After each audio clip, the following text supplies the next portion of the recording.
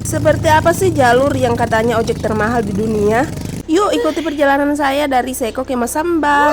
Nah, di sini sekitar jam setengah 7 saya sudah jalan dan saya jalan sampai ke Poyahang karena jalur di sini sangat jelek. Nah, di perjalanan saya ketemu dengan motor yang tidak muat apa-apa tapi terjebak di lumpur. Nah, panjang cerita kami sudah sampai di jalur Patuno. Jalan ini adalah jalan yang termasuk paling jelek dan paling terlama dilewati ketika kita sudah masuk di Seko Tengah. Kami terjebak di sini sekitar 3 jam lebih.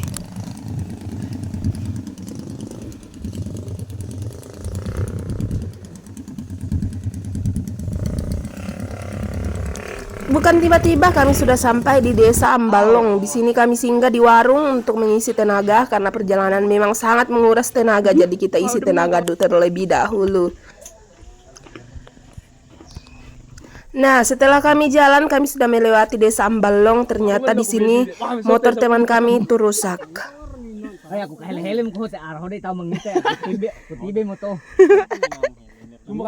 Jangan salpok sama bahasa kami, bahasa Seko Tengah guys. Kalau mau lewat jalur Seko diharuskan punya skill untuk memperbaiki motor karena memang di jalan itu tidak ada bengkel. Dan beruntung kami di sini punya om yang pintar untuk perbaiki motor dan di sini motornya diakalin, diikat pakai karet dan bertahan sampai di Sabang guys. Nah, tiba-tiba kami sudah sampai di desa Lambiri. Ini adalah tanjakan yang super menantang. Saya sangat takut untuk dibonceng di sini, takut motornya kebalik nanti guys.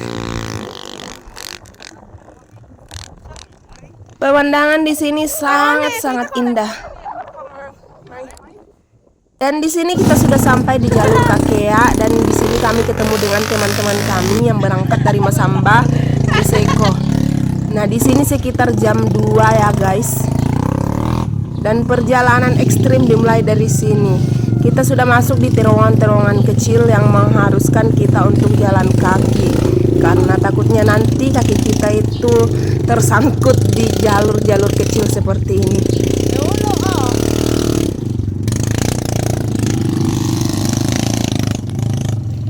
Nah guys, di sini kita melewati pendakian yang cukup lumayan ekstrim dan di sini motornya juga harus didorong untuk sampai ke atas ya guys.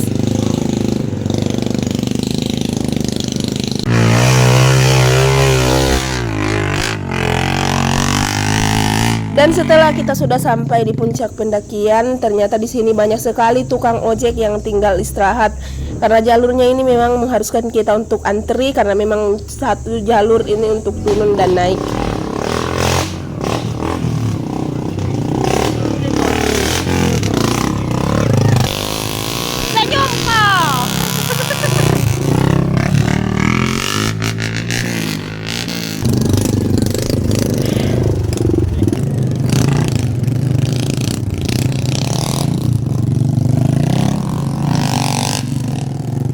Setelah kita melewati terowongan dan pendakian, di sini kita masuk di jalan tol alias Parapara. Jalan tol Seko itu unik ya guys. Di luar sana jalan tol itu aspal, sedangkan di sini terbuat dari kayu. Dan Parapara ini kita bayar sekitar Rp10.000. Dan jalan tol alias Parapara ini bukan hanya satu titik, tapi ada beberapa titik. Dan ini adalah jalan tol yang kedua alias Parapara yang kedua. Yang pertama ada di Lambiri, tapi saya lupa untuk ambil video. Dan di sini jalan tol yang ketiga kalau tidak salah. Dan di sini juga dibayar sekitar Rp10.000.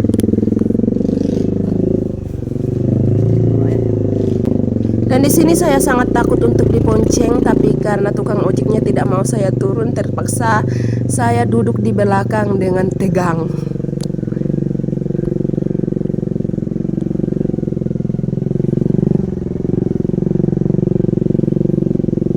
Dan singkat cerita kami sudah sampai di Palandoang sekitar jam 4 sore dan kami singgah di sini untuk mengisi tenaga karena kami rencana mau lanjut ke Tabembeng. Oke guys, sampai di sini dulu video perjalanan kami dari Seko Tengah sampai ke Palandoang. Sampai jumpa di video saya selanjutnya. Dadah.